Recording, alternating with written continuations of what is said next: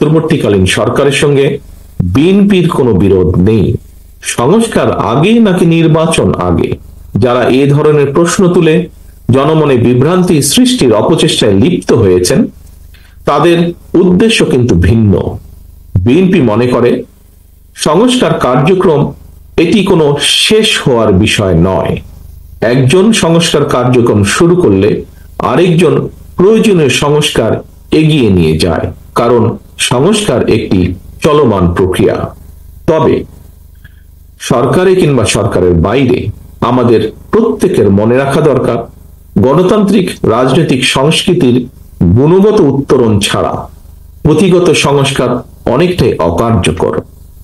সংস্কার কার্যক্রমকে কার্যকর করতে চাইলে সবার আগে জনগণের নিত্য দিনের দুর্দশা লাঘবের ব্যবস্থা করা দরকার। জনগণের নিত্য প্রয়োজনীয় সরবরাহ নিশ্চিত করা না গেলে সংস্কার কার্যক্রমের কাঙ্ক্ষিত সুফল পাওয়া যাবে না। নিশ্চিত থাকবে মানুষের বাক ও ব্যক্তি স্বাধীনতা।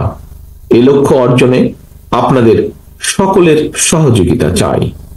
বর্তমান সরকার কার্যক্রমে বর্তমান অন্তর্বর্তীকালীন সরকারের সঙ্গে বিএনপির কোনো মত পার্থক্য নেই জানিয়ে বিএনপির ভারপ্রাপ্ত চেয়ারম্যান তারেক রহমান বলেছেন, জনগণের নিত্য প্রয়োজন পূরণ করতে না পারলে সংস্কার কোনো কাজে আসবে না। সোমবার 25 নভেম্বর জাতীয় প্রেস ক্লাব চত্বরে ঢাকা সাংবাদিক ইউনিয়ন ডিইউজে এর বার্ষিক সাধারণ সভায় প্রধান অতিথির বক্তব্যে তিনি এসব কথা বলেন। তারেক রহমান বলেন, বিএনপি মনে করে সংস্কারের পাশাপাশি একটি যৌক্তিক সময়ের মধ্যে অবাধ ও সুষ্ঠু নির্বাচনের ব্যবস্থা করা দরকার। কোন সরকারই জনগণের ভোট ছাড়া ক্ষমতায় থাকতে পারবে না। বিএনপি ভারপ্রাপ্ত চেয়ারম্যান বলেন, স্বৈরাচারের বিরুদ্ধে জুলাই আগস্টের গণ অভ্যুত্থানের কমপক্ষে 6 জন সাংবাদিক শহীদ হয়েছেন। পলাতক স্বৈরাচারের নির্দেশে কমপক্ষে 2000-এর বেশি ছাত্র জনতাকে হত্যা করা। আমাদের সংগঠনের প্রায় 400 নেতাকর্মী এই লড়াই নিহত হয়েছে। তিনি বলেন, আওয়ামী লীগ আর গণতন্ত্র একে অপরের শত্রু।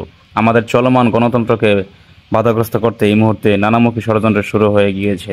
বিতাড়িত অপশক্তি আর আমাদের রাজনীতিতে ফিরতে পারবে না। ডিইউজের সভাপতি মোহাম্মদ শহীদুল ইসলামের সভাপতিত্বে এবং সাংগঠনিক সম্পাদক শাহিদ খানের সঞ্চালনায় সভায় বাংলাদেশ জামায়াত ইসলামীর সেক্রেটারি জেনারেল অধ্যাপক মিয়া গোলাম পরোয়ার, এজেডএম জাহিদুল হোসেন, সিনিয়র যুগ্ম মহাসচিব রুহুল কবির রিজভী, যুগ্ম মহাসচিব শহীদউদ্দিন চৌধুরী এনি, ঢাকা মহানগর দক্ষিণ জামায়াতের আমির মোহাম্মদ নুরুল ইসলাম বুলবুল, বিএফজেডের সাবেক সভাপতি এম আবদুল্লাহ, বর্তমান মহাসচিব কাদের গনি চৌধুরী, সাবেক সভাপতি এম এ আজিজ, জাতীয় প্রেস ক্লাব সাবেক সভাপতি কামাল, সভাপতি রাশেদুল হক বক্তব্য রাখেন। এছাড়া সভায় বিভিন্ন রাজনৈতিক দল ও সাংবাদিক নেতৃত্ববৃন্দরা উপস্থিত ছিলেন।